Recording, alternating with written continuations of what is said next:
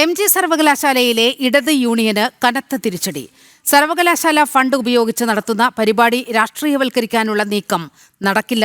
Union നടത്തുന്ന national കോൺഫറൻസിന് സർവകലാശാല അനുവദിച്ച 2.81 ലക്ഷം രൂപ തിരികെ അടയ്ക്കണം എന്നാവശ്യപ്പെട്ട് VC സർക്കുലർ ഇറക്കി. വിവരങ്ങളുമായി മിഥുൻ മുരളി ചേരുകയാണ്. മിഥുൻ, നേരത്തെയും ഇതുതന്നെയായിരുന്നു ഈ ഇടത് യൂണിയന്റെ പരിപാടി.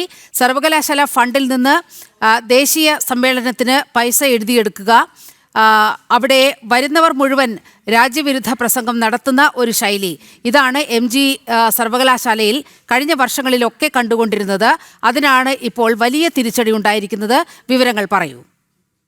ഇലിമ, MG സർവകലാശാലയുടെ ഫണ്ട് ഉപയോഗിച്ച് നടത്തുന്ന പരിപാടികളിൽ യാതൊരു രാഷ്ട്രീയവും അനുവദിക്കില്ല എന്ന് MG സർവകലാശാല ചട്ടമുള്ളതാണ്. ഇത് സംബന്ധിച്ച് പ്രത്യേക ഉത്തരവും വൈസ് ചാൻസലർ ഇറക്കിയതാണ്. ഇക്കഴിഞ്ഞ 25-ാം തീയതിയും ജൂലൈ 25-ാം തീയതി ഇത് സംബന്ധിച്ച് പ്രത്യേക ഉത്തരവ് വൈസ് ചാൻസലർ പുറത്തിറക്കി. എന്നാൽ വൈസ് ചാൻസലറുടെ ഈ ഉത്തരവുകളെ വെല്ലുവിളിച്ചുകൊണ്ട്, MG സർവകലാശാല ചട്ടങ്ങളെ വെല്ലുവിളിച്ചുകൊണ്ട് ഈ പരിപാടി രാഷ്ട്രീയവൽക്കരിക്കാനുള്ള ശ്രമമാണ് ഇടത് യൂണിയന്റെ ഭാഗത്തുനിന്ന് ഉണ്ടായത്. മുൻകാലങ്ങളിലും ഇടത് സംഘടനകൾ MG സർവകലാശാല ചട്ടങ്ങളെ കാറ്റിൽ പറത്തുന്ന സമീപനമായിരുന്നു നടന്നിരുന്നത്. പക്ഷേ ഇത്തവണ സെനറ്റ് അംഗങ്ങൾ അത് ചോദ്യം ചെയ്തു. സെനറ്റ് അംഗം അരുൺ മോഹൻ ചാൻസലർക്ക്, ഗവർണർക്ക് പരാതി നൽകി. ഈ പരാതിയുടെ കൂടി അടിസ്ഥാനത്തിലാണ് ഇപ്പോൾ നടപടി ഉണ്ടായിരിക്കുന്നത്. നാഷണൽ കോൺഫറൻസിന് വേണ്ടി സർവകലാശാല ആകെ അനുവദിച്ചത് 3,75,00,000 രൂപയാണ്.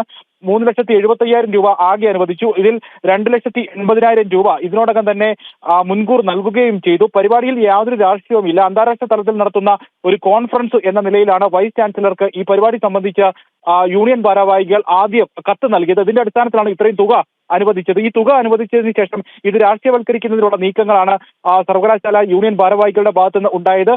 രാജ്യവിരുദ്ധ താല്പര്യങ്ങൾ പ്രസക്തമാക്കുന്ന നിരവധിയായിട്ടുള്ള പോസ്റ്ററുകളും ബാനറുകളും ഈ പരിപാടിക്ക് വേണ്ടി പ്രചരിപ്പിച്ചു. പിന്നീട് സർവകലാശാല VC നേരിട്ട് ഈ രാഷ്ട്രീയവൽക്കരിക്കാനുള്ള നീക്കങ്ങൾ നടപ്പാക്കാനാകില്ല എന്ന് നിർദ്ദേശം നൽകിയപ്പോൾ ചാൻസലറെ വെല്ലുവിളിച്ചുകൊണ്ട് ക്യാമ്പസിനുള്ളിൽ ഇത്തരത്തിലുള്ള ഈ ഡൽഹി പാറ്റ പ്രക്ഷോഭത്തെ അനുകൂലിച്ചുകൊണ്ടും കേന്ദ്ര സർക്കാരിനെതിരെ വിമർശനങ്ങൾ എഴുതിക്കൊണ്ടുമുള്ള പോസ്റ്ററുകളും ബാനറുകളും പ്രചരിപ്പിച്ചു. ക്യാമ്പസിനുള്ളിൽ ഇത്തരത്തിലുള്ള ഫ്ലക്സ് ബോർഡുകൾ സ്ഥാപിച്ചു. മാത്രമല്ല വൈസ് ചാൻസലർക്കെതിരെ പരസ്യ പ്രതിഷേധവും ക്യാമ്പസിനുള്ളിൽ നടത്തി. ഇതിനൊക്കെയുള്ള ഒരു തിരിച്ചടി എന്നോളമാണ് ഈ തുക, ഇപ്പോൾ അനുവദിച്ചിരിക്കുന്ന തുക തിരികെ അടയ്ക്കണം എന്ന് യൂണിയൻ ഭാരവാഹികളോട് കർശന നിർദ്ദേശം നൽകിയിരിക്കുന്നത്. ശരി, മിഥുൻ മുരളിയാണ് വാർത്തയുടെ വിശദാംശങ്ങൾ നൽകിയത്.